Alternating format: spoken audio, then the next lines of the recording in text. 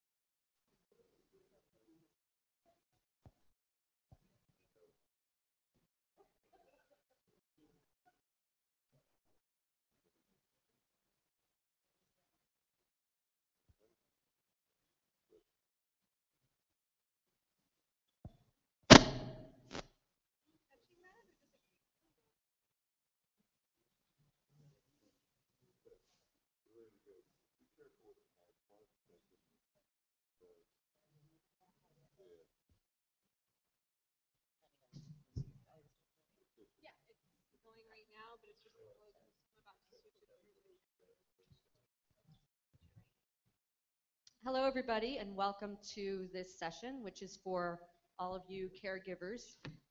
We are here to answer any questions that you might have, anything at all about caregiving, but primarily we want to help you deal with any frustrations that you have with caregiving or just any dilemmas you're facing. And this panel is made up of 4 of us, 3 of whom are veteran caregivers, and I mean using the word veteran by they have a long history of caregiving. And myself, I am a psychologist, and I live in Kennebunk, Maine, and I have a sister-in-law with IBM who lives about an hour and a half drive from me. And so I'll be talking a lot about my experiences helping with taking care of Susie, my sister-in-law. And also I can answer questions from a professional standpoint. As a psychologist, I treat a lot of clients who are myositis patients and who are caregivers of myositis people, and also people with a lot of other disabilities, illnesses, etc. So I'm here to offer that kind of support, personal and professional. So we're going to go down the line here, and everyone will introduce themselves and tell you briefly their own personal story, caregiving, for someone with myositis. My name is Jan Schuler. I have been involved, as I said earlier, with the myositis community from the very beginning in terms of TMA. Over the years, you know, it's been caregiver, caretaker. I like to use the term that I think I've been over the years for my husband, both an advocate, a friend, a partner. Yes, as the disease progressed, there was more and more daily care, things of that nature that I did. But we were, from the day one, we said we were in this together. Like many of you or your spouses or whatever, the diagnosis in the beginning was difficult. So by the time my husband got diagnosed in the mid-90s, he'd already had the illness and had been going to a rheumatologist for a while. About that, after he had been going to the rheumatologist for a while, we discovered that he had cancer. And so that was sort of like, aha, maybe that's what's been the trouble all along. The cancer was working. So, you know, we went through that. Took, you know, had treatment, etc. And his oncologist said at the time of the follow-ups, Dan, there's some of your blood work that I don't like that has got nothing to do with cancer. I don't think. It's muscle enzymes and they shouldn't be the way they are. So at that time, I took some assertiveness on my own part and decided we were going to a major medical clinic to find out what in the heck was wrong with him. He'd been dealing with the rheumatologist and so forth. So we go back to the mid-90s. It really is a progressive disease, and it really is slow. So that's how long back I go. So with that, I'm going to let Nancy tell a little bit about herself. Okay, I'm going to stand up because I'm a little short up here. My name is Nancy Harbor. My husband was diagnosed with IBM back in 1994. He died in 2006, so our journey was 12 years long of struggling with IBM. I'm a licensed RN and was still working at the time, and I had never heard of inclusion body myositis. For me, IBM was an office machine that we had and worked with, but I never related it to a disease. I knew about myositis. That's just a muscle inflammation. You give them drugs, it responds very quickly, it's acute, it's over and done with. But that's not the case, obviously, with the kinds of myositis that you and I have been dealing with over the years. Same struggles as everybody else has, but let me share with you one thing. IBM particularly is a very individualistic disease. It treats everyone differently. What you face and what you come up against with IBM may not be anything at all like what she faces over here. Doesn't mean somebody's got a wrong diagnosis. It simply means we are all different and we all go through various issues. For any of you that are familiar with the work that Dr. Elizabeth Kubler-Ross did years ago on dying patients, I think there's a real similarity here. She discovered as she interviewed people who were dying that there were 5 stages of grief that people went through. I maintain that we go through those same stages. It starts out with denial. This can't be true. I don't care what the doctor calls this disease. I'm not going to end up in a power chair. I'm sure that this is wrong. And when you can't talk him out of the disease diagnosis, then you get angry. Why did this happen to me? I didn't deserve this. I shouldn't have to put up with this. Once that doesn't work, then you start the bargaining episode as the third stage. If I can just get over this, if we can just find a way to make me well, I'll live a better life, I'll be a better person, I'll do whatever. When that doesn't work, then what sets in is a very normal kind of reaction, and that's depression. And I've talked with a lot of people here today, and I think they may still be in that stage, which is okay. You have to work through that.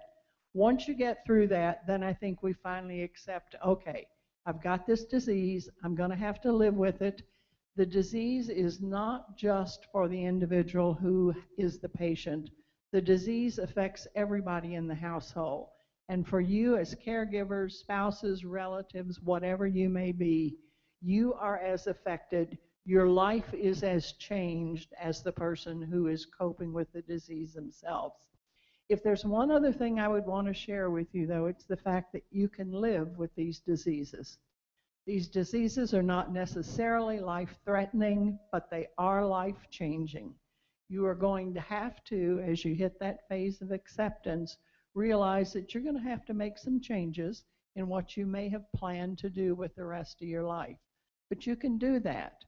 The support group that I work with, when we first started out some years ago, had an individual from a support group in the Los Angeles area who was doing a big fundraising job that involved climbing Mount Kilimanjaro. We actually had a few people in our group who tried it, but it didn't work. But they had about 12 people who did manage to climb Mount Kili as a fundraising episode for TMA. And what we like to say still in the group is, okay, we may not be able to climb Mount Kili, but there's still a lot of little hills and mountains out there that have some lovely vistas on the other side, and we can find a way to get up and over them. I've also talked to some people here today who've, particularly caregivers, spouses, who have indicated that their spouse is reluctant to do anything. He or she stays home, they don't want to go out, they're afraid they may fall, they don't want to appear abnormal to other people. I think when we do that, we let the disease win. And I think maybe one of the safest places for you to encourage the patient to come to is this conference. No matter what kind of adaptive device you're riding around in or using, you don't look abnormal at all in this group. We are all struggling with something or other. So I would encourage you, whatever little ways you can do, encourage the person you're living with the disease to take some steps. We can talk about some of the practical things. My house was a very strange looking thing for a number of years. We built platforms to go underneath Charlie's lift chair. He was 6'5", which brought its own set of challenges in terms of trying to get up and down out of chairs and seats. I bought some bar stools with backs to them so that they would be high enough. We put ceiling lifts in the bathroom so I could get him back into the tub again. We had every long reacher gripper that could be found, and I had one in every room because I knew I did not want him trying to lean over out of a chair to pick something up. He'd end up on the floor, and then we'd have another particular set of problems. So I think we learn to adapt. If you have swallowing problems, let me urge you to consider seeing a speech pathologist. Charlie had much difficulty with dysphagia. We learned things like taking a package of frozen peas out of the freezer and icing the throat down before you eat. Believe it or not, that helps. We learned the way that we'd all been taught to swallow difficult things, of holding your head back is the worst possible position to swallow because you narrow the pathway when you do that. Lean your head forward. There are all kinds of resources out there that will make life a lot easier. It's not going to go back to the way it used to be. Our plans for traveling once we both retired had to be significantly modified. Travel for us became one-day trips within the San Diego area, but that's all right. People pay $5,000 to come to San Diego every year to vacation. So we learned to take advantage of what was there. So you can live with the disease, you can cope, but don't be reluctant to ask people for help and for assistance. We'll deal with any questions you may have afterwards. Well, I think she said it all. Yeah, it's great. Rich, my husband Stevenson, I'm Carla Stevenson, has had the disease for 14 years, at least since diagnosis. It certainly happened before then. He is a very strong person, very steady, and I feel as a caregiver, and I'd rather call it a myositis partner, that it has not been anywhere near as difficult for me as I expected it would be. The disease has progressed slowly, and his spirit is good, and we have done many of the things that were on our bucket list in the last 14 years. It has changed, and as time has gone on, it gets more difficult.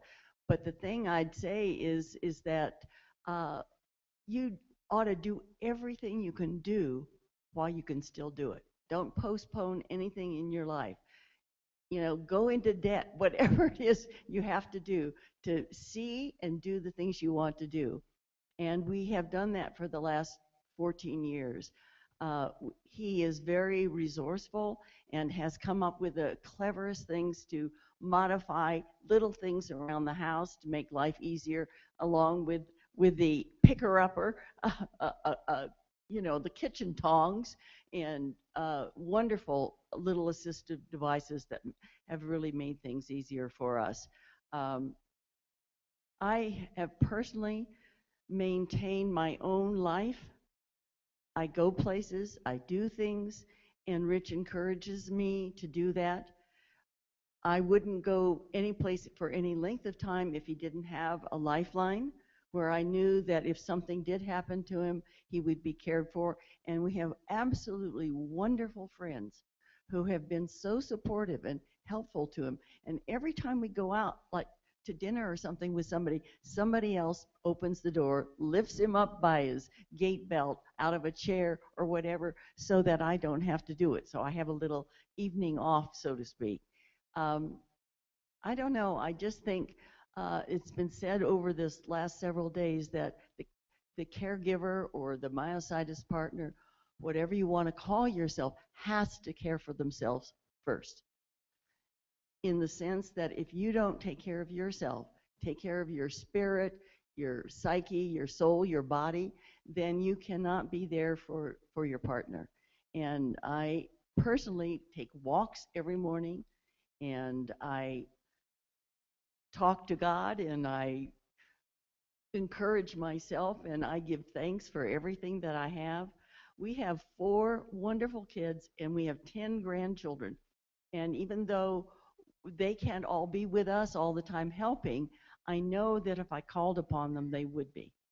They would be there. And the fun part of it all is that we get to go to all the baseball games and soccer games and swim meets, and they're all close by.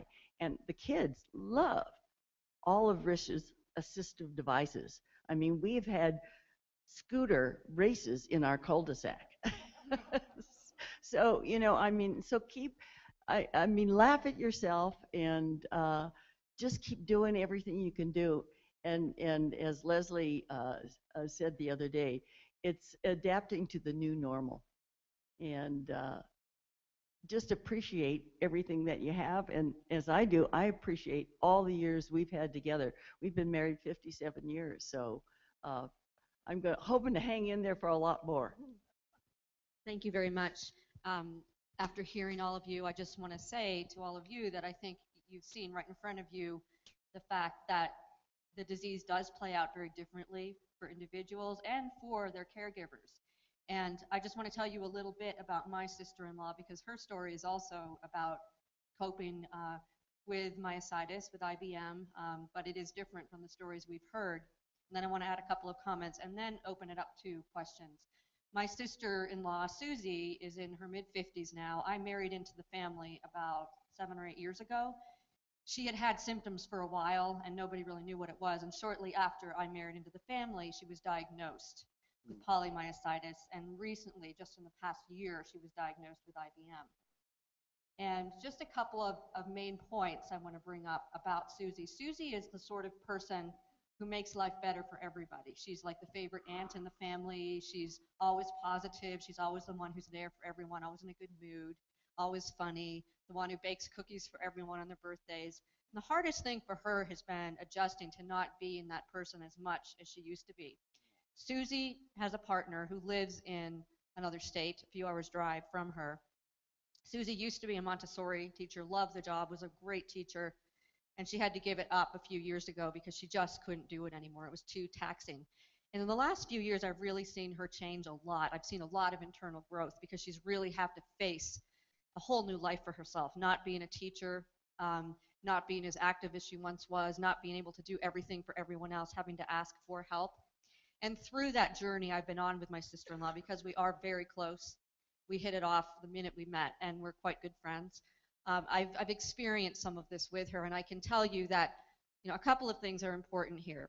One is that you have to find a way, as you've heard from all of us already today, to make peace with the disease.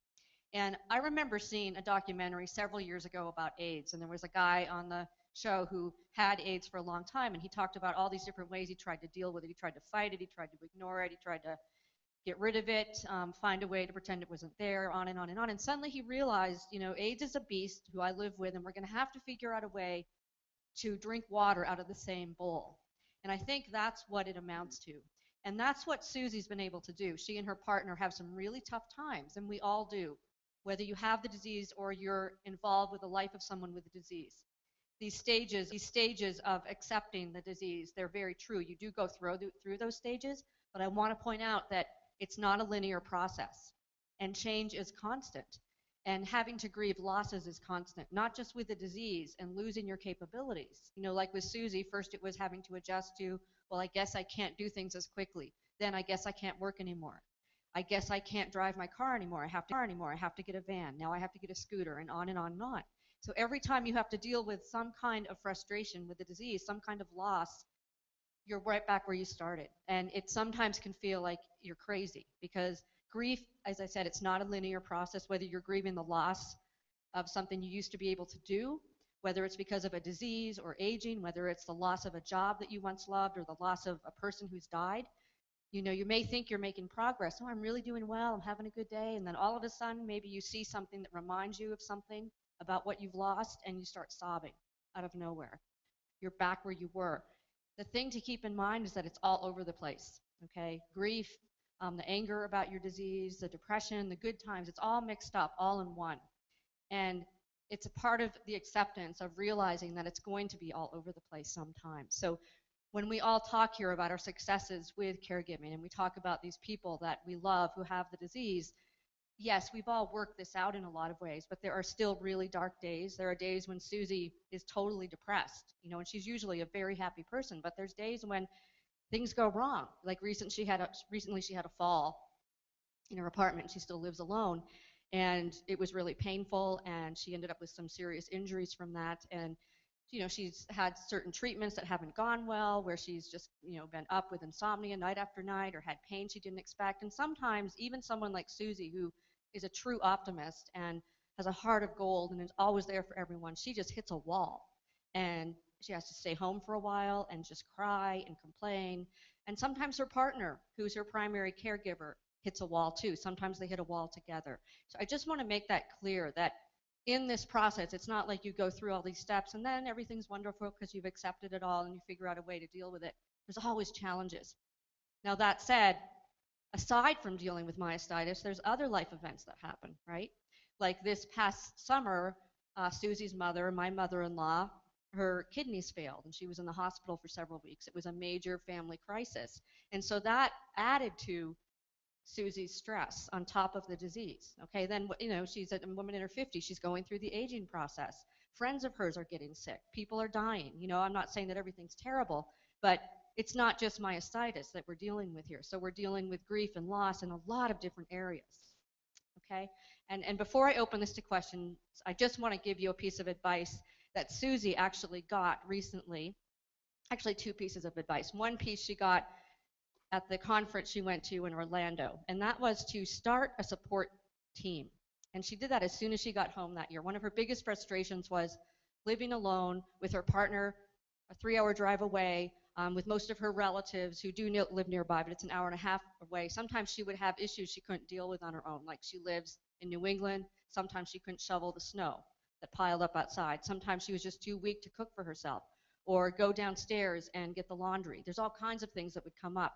So at that Orlando conference, one of the sessions she went to, they suggested you should start a team of people, your caregiving team. So it's not just one person. And she did that, and that has been a really wonderful thing.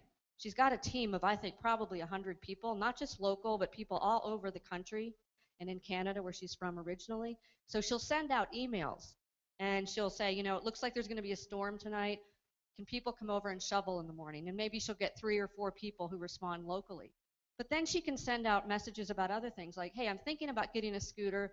Any ideas? Okay?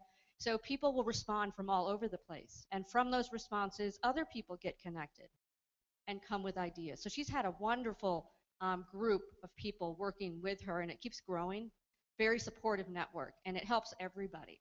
The other piece of advice, and I think some of you may already know this, she read an article recently written by a woman who has a chronic illness, and this woman talked about how she has to look at each day as having a certain amount of spoons.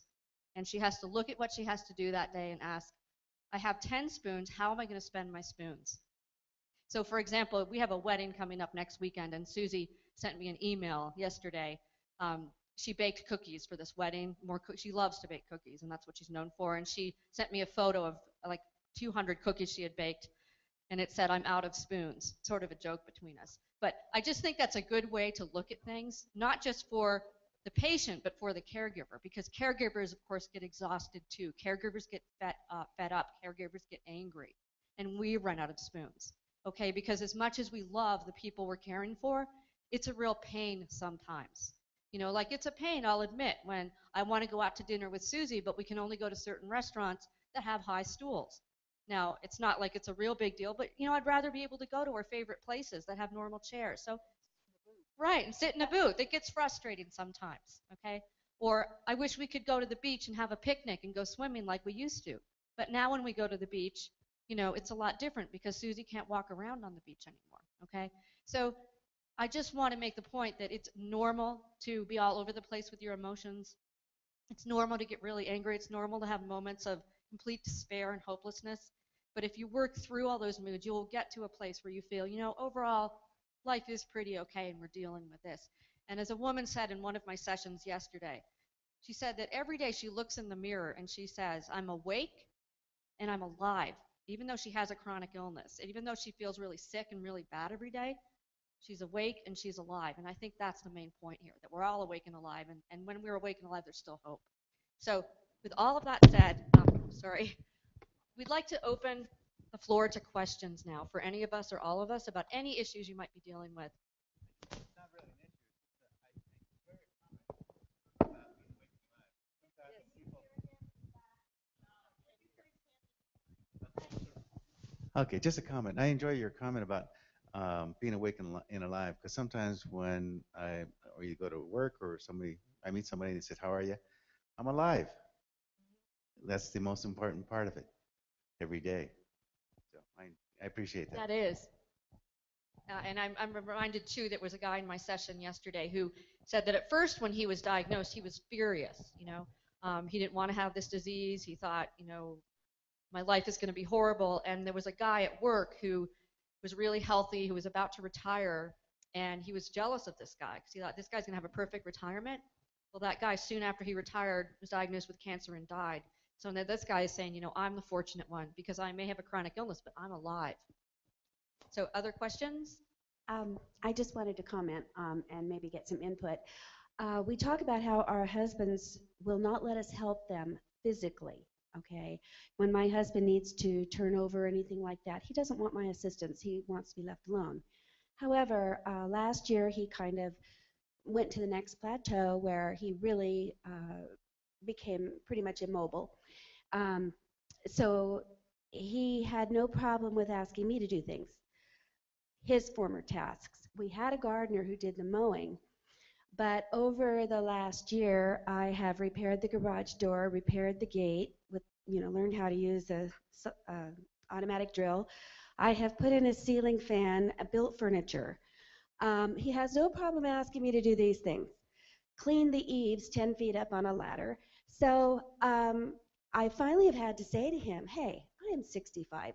I don't belong on a ladder. I can't do this anymore. You need to start hiring this out. Well, he doesn't understand that part of it, but he won't let me help him physically. And I'm wondering if anybody else has had a similar situation where there's a definite line between help. I'm just wondering if you're available to hire out, frankly. I have had maybe a little bit of that. I noticed with my husband over the years that my husband was very outgoing, very active, very doing kind. He was the guy that everybody else called for or wanted to have around because his attitude was very good, but he was very much a doer. Our family was kind of concerned when he got the diagnosis of IBM to kind of like, how is he going to accept this? We don't, Dad's the one who said, here, let me do it, or here, no, whatever. And surprisingly, he did well with that.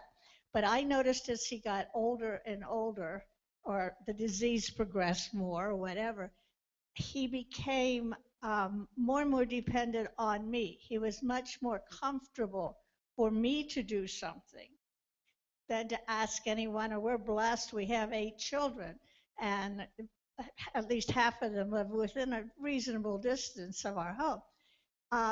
But I've noticed with other diseases, I've noticed it with people that have something else, as things become more difficult, they focus on one person that they're comfortable with to do everything. And I think you just have to be, I learned to be, say, oh, right, you want me to do this? We kind of laugh about it. And I'd say, think for a minute if we can find somebody else to do that. Is this really necessary to be done at this point in time? But I mean, you may have to just kind of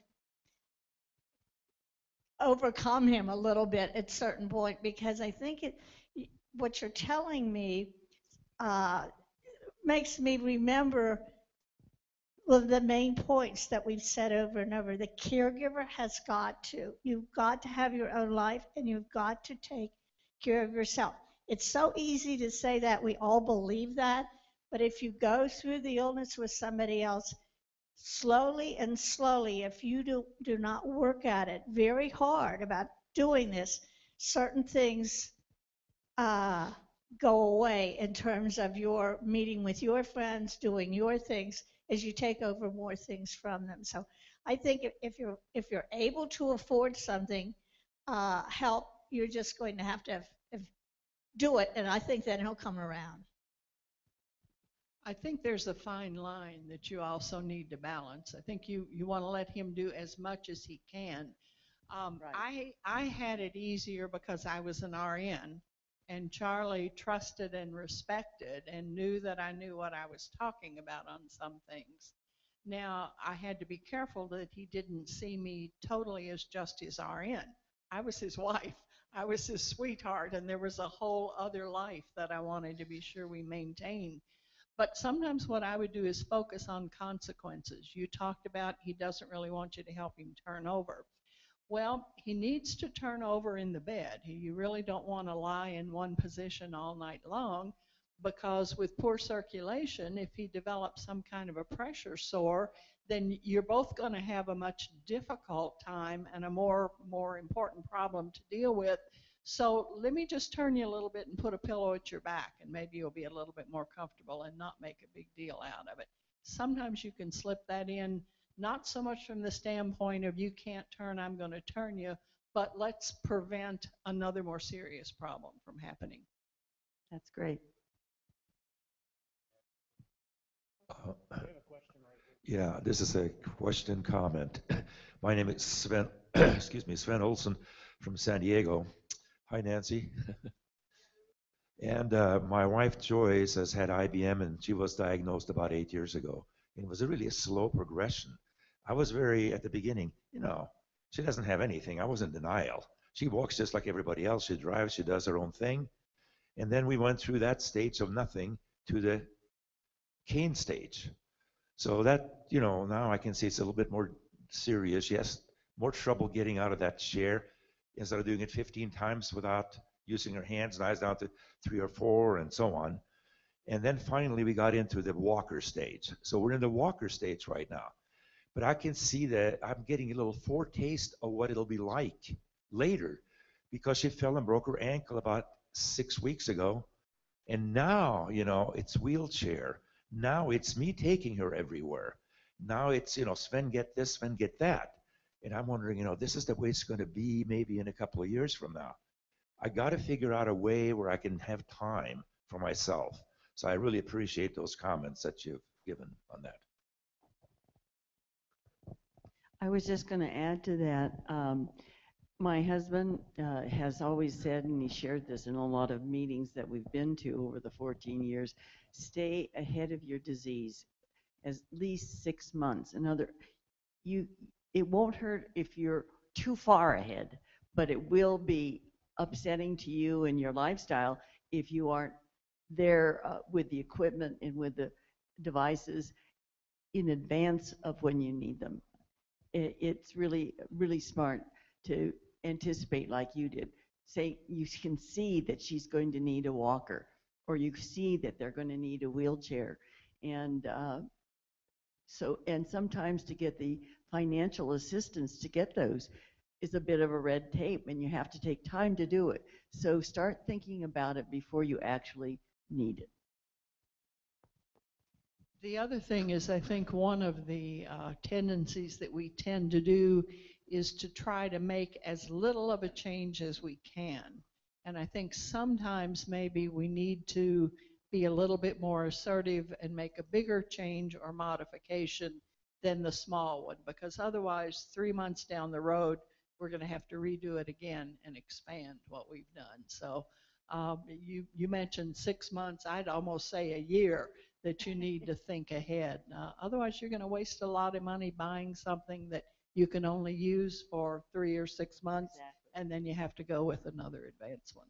Well, the other thing we did, the first thing we did, is we moved out of a 2-story house into a much smaller, a flat 1-story house that was easy to make accessible. And Janet, would you tell that story about the van that you told last night? Because I think that's interesting how you got it early and then how your husband used it much sooner than he thought. Yes. We were talking about equipment, but I told this story about the number of vans we went through. Anyway, at the point where my husband was walking with 2 canes, maybe and occasionally the walker or whatever, we frequently would visit my daughter and son-in-law who lived 3.5 hours away. That's sort of incidental to this. But as a result, we met a neighbor who was a physician and had a wife who had multiple sclerosis. And so at some point, she suddenly passed away. And they had a lovely Dodge Caravan, completely outfitted with the lift lowering, the ramp that came down out of the side door and everything. And this gentleman said to my son-in-law, he said, I'm going to get rid of the van. We only use the van. It's got less than, I can't remember, it's 10,000 miles or something on it. Would your father-in-law be interested in it? Because I'd like to give it to somebody that I know is going to need it, or sell it to somebody who knows is going to need it. So my son-in-law called and said to Dan, blah, blah, blah, Doc so-and-so's wife, and he's said, if you would like to buy it for $15,000. Now we're talking about it, even back then, we're talking $50,000, $60,000. Would you like to buy it? And Dan said, oh, I don't need a van, Dennis. I mean, I don't need something with a ramp going down or whatever. And I said, wait a minute. How much did you say he wants for that van, And he said, he said $15,000. And I said, tell Dennis we'll take it. And he said, I don't need it. What are we going to do with the van? We got 2 Oldsmobiles. We're fine. We don't need a van. I said, tell Dennis we'll take it. Okay. So he said, well, I think you're just, I said, we'll park it, but tell him we'll take it. And we'll get rid of one of the Oldsmobiles. But anyway, we kind of have a little minor, we took it. The first day we had it, he's going to get in it and drive it around, okay. I think that was the last time, the day before that, when he'd been in the Oldsmobile, was the last time he ever got in either one of the Oldsmobiles. He found at that time, he didn't need to use the ramp yet, but the seat was at the right level for him to get in and out. He found he could get in and out of the van much easier. Nevertheless, it came in very handy when we had to actually use the ramp and so forth. So we were so glad we had that, rather than like other people that sometimes have a scooter and don't go anywhere because it's difficult to get around. I will say this much in connection with that. There is a used market out there, a big used market, but you don't suddenly decide one day you need a lift or you need a van. And so you find one and you buy one the next day, or you bargain for it. In advance, look to see what's available for some of those kinds of things. Carla mentioned also about moving to a more convenient home. We had a home that was really fairly convenient, and but we had 15 acres of land that was surrounded by other farms. And my husband loved this, and loved working outside, loved being in the yard. And at some point in time, he was the one, it wasn't me, he was the one who decided there's more negatives to this than there is to positives, with the absolute most beautiful view and everything else. But he was the one who decided we need to go someplace. And so we moved into a townhome in a homeowners community where we didn't have to mess with the mowing of the grass and so forth. And our children kept saying, well, Dad, you love this place, so you can continue, And I was very happy over the years to see that the person with the disease recognized it. It wasn't always me who had to be pushing. Some of you may not be that fortunate. You may have to be the one that does the pushing. But anyway, that's a long story. But the van thing was kind of interesting. The other thing I'd like to tell real quickly, and then there'll be something else. Do you know how many different kind of devices there are for toilets? First we went and decided we needed to have a handicapped toilet put in rather than the regular toilet, because it's a little higher. My husband was 6 foot tall, so we had that put in.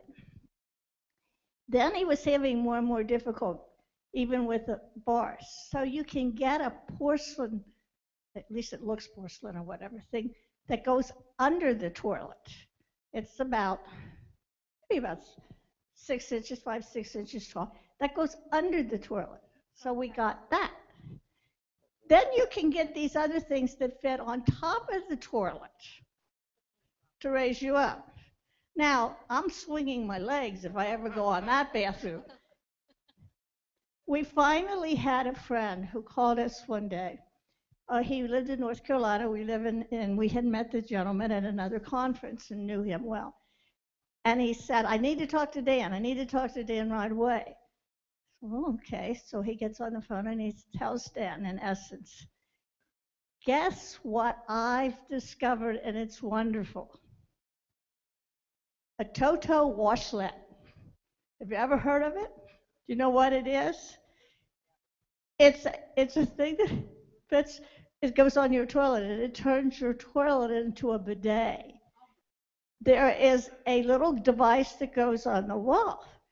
This device, you just press the buttons. It says front, rear, osculating, heat, dryer.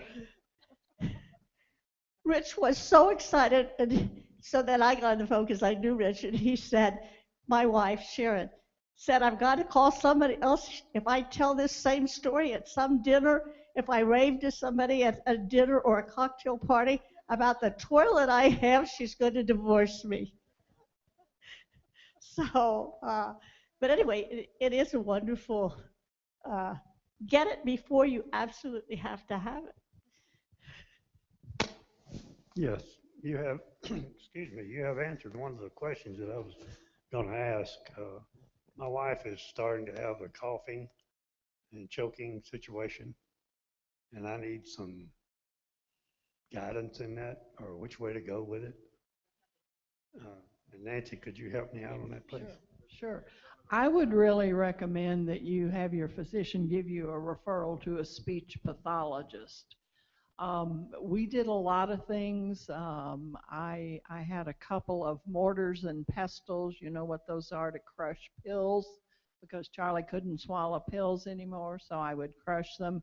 I discovered how many medications they make in liquid form.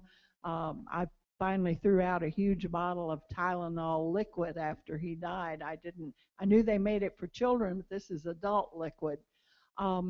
He also had another autoimmune disease called Sjogren's syndrome, which is dry eye, dry mouth, and that added to the problems. But the speech pathologist did some swallowing studies on him and was able to come up with a lot of recommendations. There are exercises that will strengthen the tongue and the back of the throat that will improve it. Charlie had always been a whistler, used to love to whistle, but I realized I hadn't heard him whistle for a number of years. Whistling is one of the exercises that will strengthen that. And all of a sudden, I would be in the house and he'd be at the computer and I'd hear him whistling away and I'd realize he's doing his exercises again.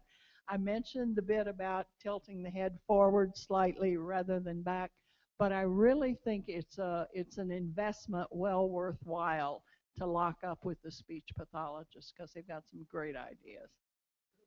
Yes. Hi, my husband had had problems with swallowing, and it got to the point, got so bad that we went to see a throat and swallowing specialist in San Francisco. He handles the whole entire area, Bay Area, Washington, all around come to see him. He ended up having surgery. They cut the muscle to make it so that the food would go down better and wouldn't keep getting stuck. And he's doing a lot of swallowing exercises. That really.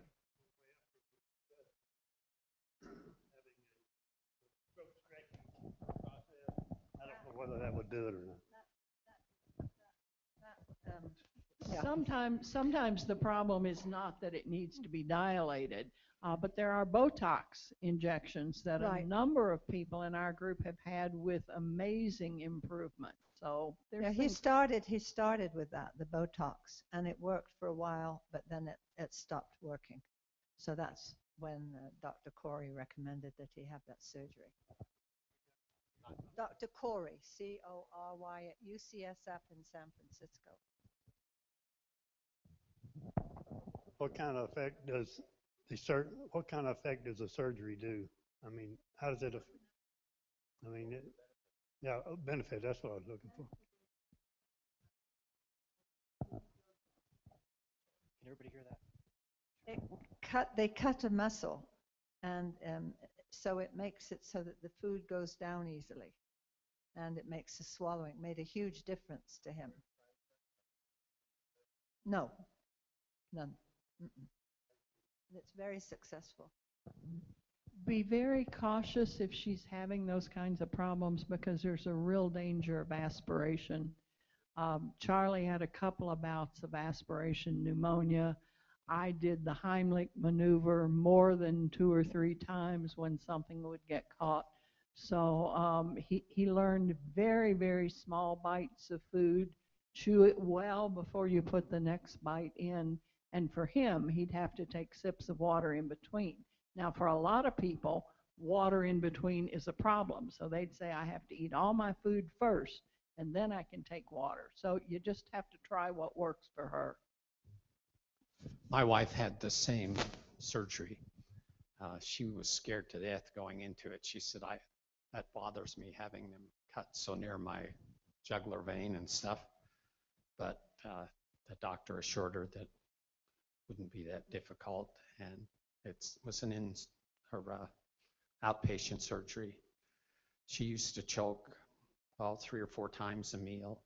She stopped eating anything that was very dry or hard because she'd always choke on it. After this surgery, she had a little bit of a problem right after, but the doctor said it's normal. This is what's going to happen. But now she seldom chokes. Oh, she may do it once every 3 or 4 days, but not 4 or 5 times a meal. So it's been very beneficial, and it was an easy surgery to recover from. Very little problem.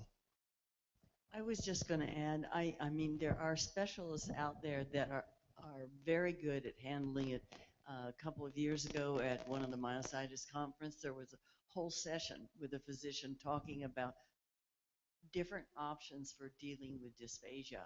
And I would really seek a speech pathologist, ENT, somebody who has the knowledge that can help, because it's different for different people. Some of the procedures work for some people with dysphagia and some do not. So you have to find the right person to guide you to do the thing that's going to work.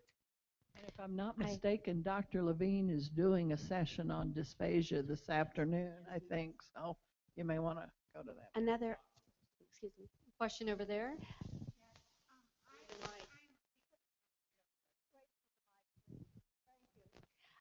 I just wanted to say I have a son who's developmentally delayed, and so when he couldn't speak initially when he was a child, enunciate. He had to see a myofunctional therapist, and that person deals strictly with the tongue.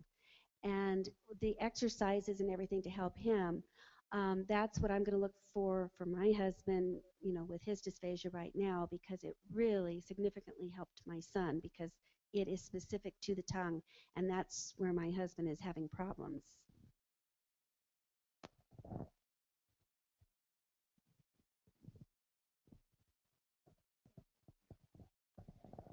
I'm not a care partner. Well, I'm a care partner. I'm the receiving partner. But I have had the craniopharyngeal myotomy, which is the surgery. I had it in about 2003, and it has helped. I'm really glad I did it. I want to support what the gentleman in the red shirt said about his wife's results. I'm happy that I did it, and I was one of the first at the Mayo Clinic to have that done. I did modify my diet a lot. I don't eat creamy things. I don't eat crunchy bread. I don't eat hardly any bread or starchy potatoes. I'm careful about mixing foods. If you take a bite of, sometimes it's really fun to make that perfect bite, but it's not always smart if you can't swallow adequately. I have had several throat stretchings since the surgery, which were done with an endoscopy, which probably after Joan Rivers' experience, I'm going to really rethink that again. But having my throat stretched does give an added benefit to that surgery. It loosens up those muscles. I heard from one person here, that you can have that endoscopic procedure done repeatedly with no harm to you if you don't have trouble with your anesthesia. So, but any of you that are thinking about it, I'm someone that's had it done, and it's made life a lot easier for us.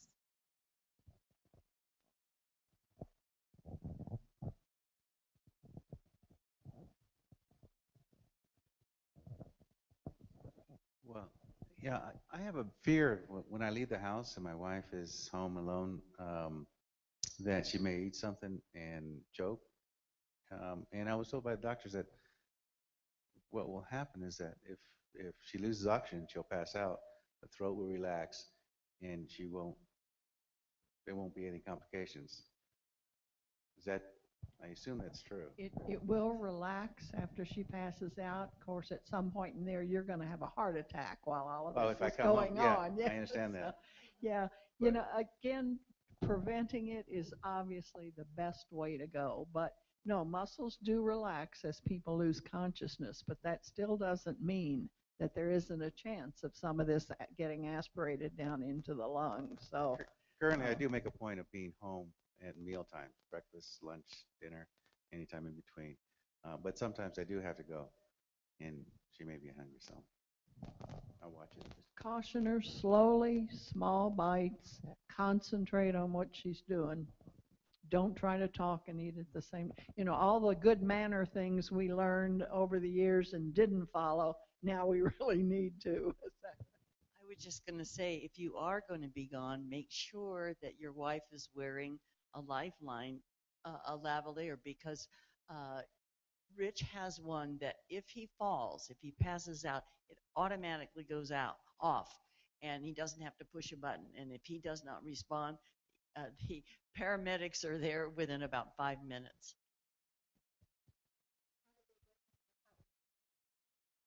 What? Front door always open when somebody's at home. But if Always you open. lock it, there are Knox boxes that you can buy that you go on the front of the door, that the local fire, the closest fire station will get a key. You work this out, you get it through them, and they will automatically be able to open the door and come in. I'm And new as to I this. said, I'm just going to be funny for 1 minute. As I said, the last time that Rich fell and I couldn't get him up, the alarm went off, and 4 of the best looking, strong, handsome firemen came and saw me in my nightgown. That's a real benefit. Yes. Trying to stay ahead and think about listening to all this. Is there any other tips if an event occurs that is aspiration or choking? You mentioned Heimlich, which is common, but is there anything else to be thinking about or reading and practicing to get ahead of that? Well, you know, I suppose it's not a bad idea to learn the Heimlich maneuver. It's nice to have somebody that can do it, and it's not difficult. And you don't even always have to get in the right spot. Sometimes simply pushing on the diaphragm to expel the air out the mouth will be enough to do it. But I really think the key, again, is to be very, very careful when you're eating. Find out what consistency of foods are a problem and stay away from them. So, I'm sorry? Yeah, that's true. Let me kind of answer, or if I can kind of answer that. We're from Sarasota, Florida. My wife is a member of the MDA.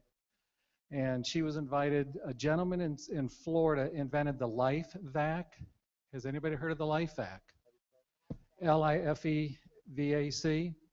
My wife gave the information to Bob Goldberg. It should be on the website. He's presently making it in the States.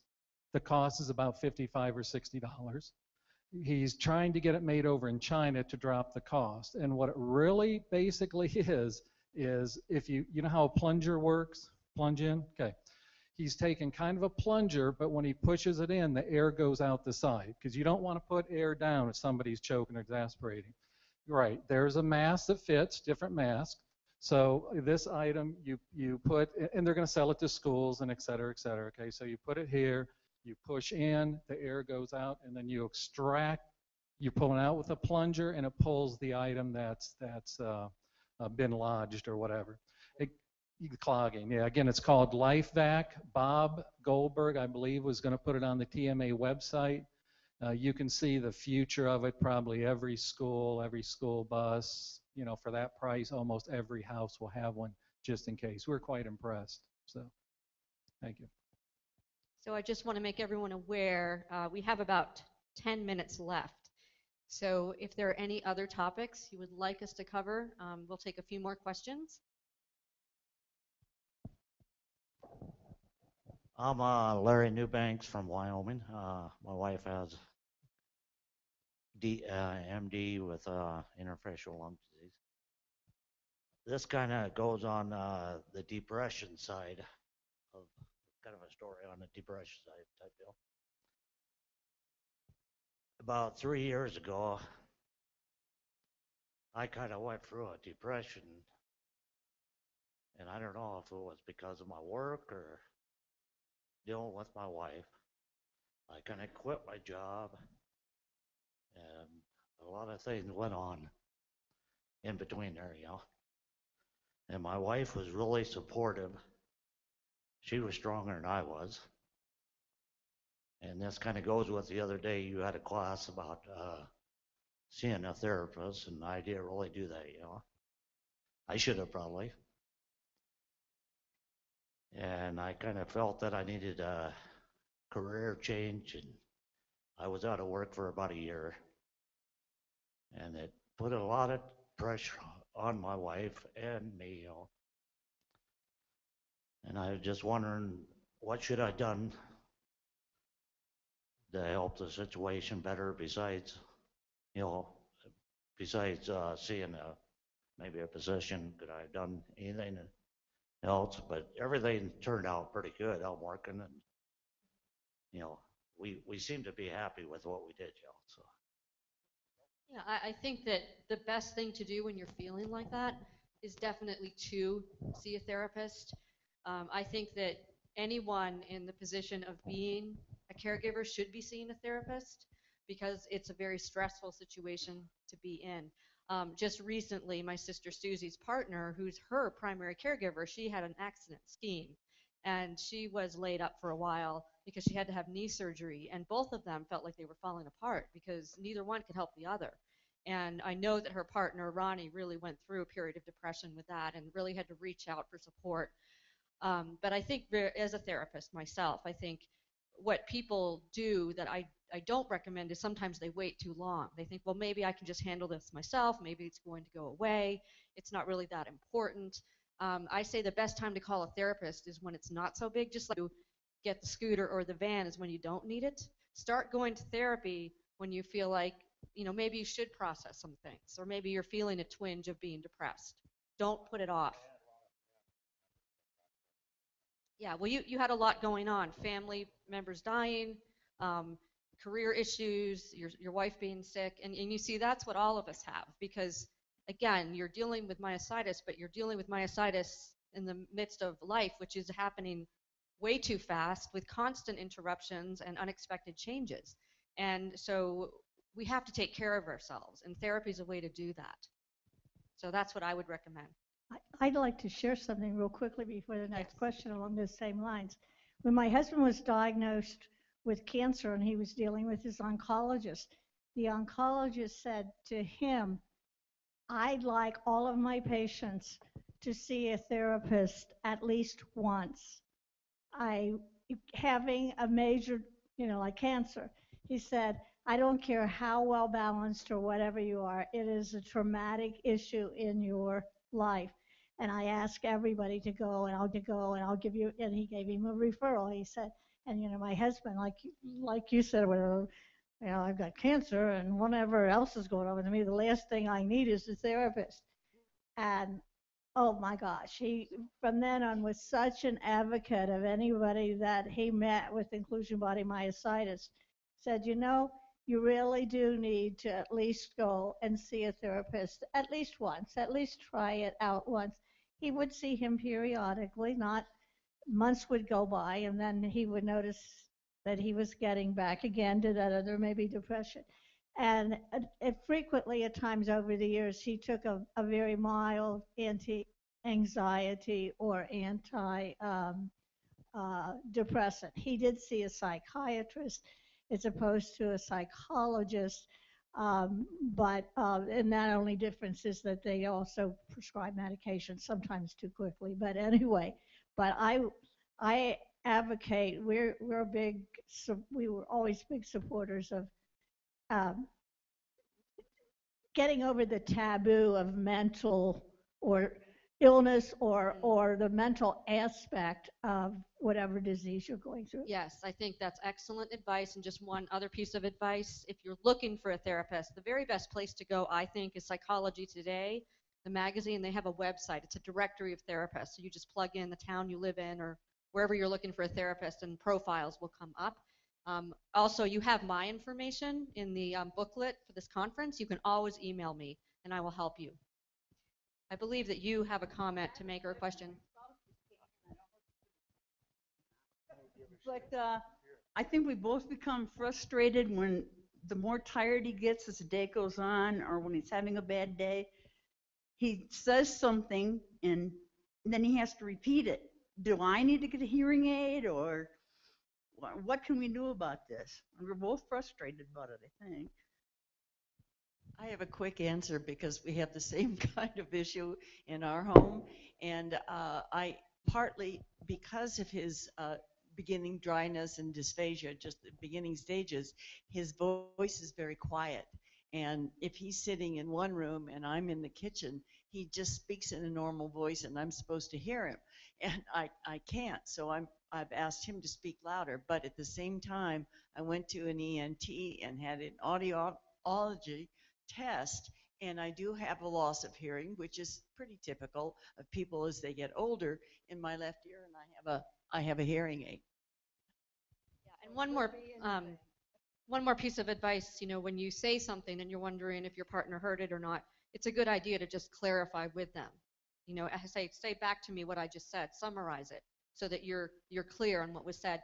So let's take one more quick question and then we're going to have to wrap this up so they can get lunch ready. Just one quick comment about depression. I don't think there's enough of it being talked about here at this Yes. conference. This is my first conference, but I did read something about it once that might be helpful to a lot of people. And rather than trying to conquer it, manage it so that it doesn't manage you. And that's something I've been following Excellent for a while. advice. But what I'm going to add to that is I also see that principle as being applied to dealing with the disease too. Absolutely. I'm not going to try to conquer it as a health because you provider. I'm just going to try to manage it, and the stronger I can do that, the more the benefit. Would something on depression be a topic for future conferences? I think that it could be. Maybe involve a quick screening that would be available for anybody that Yes. yeah. Yeah, but I think it's excellent. I will also mention it. Yeah, we'll mention it. Yeah, we'll mention it. Okay. Yes, I just want to share something for all the caregivers. I saw my granddaughter, my granddaughter yesterday, and she's almost 21, and she's a very mature young lady. And she said to me, "Grandma, would it be okay if I write a letter to Grandpa?" Excuse me. She said, "I feel so bad because he's losing so many things." And she said, "I would like to tell him that he might be weak in his muscles, but he's a very strong person. And I look up to him, I always have. And I just think he's wonderful." And she said, "I want to put it in the mail and send it to him." And I said, "That is a wonderful idea." And I think it's good if you have somebody in the family other than yourself that would be willing to write such a letter to your spouse, because I think that would be so encouraging. That's a really great idea. Yes, thank you.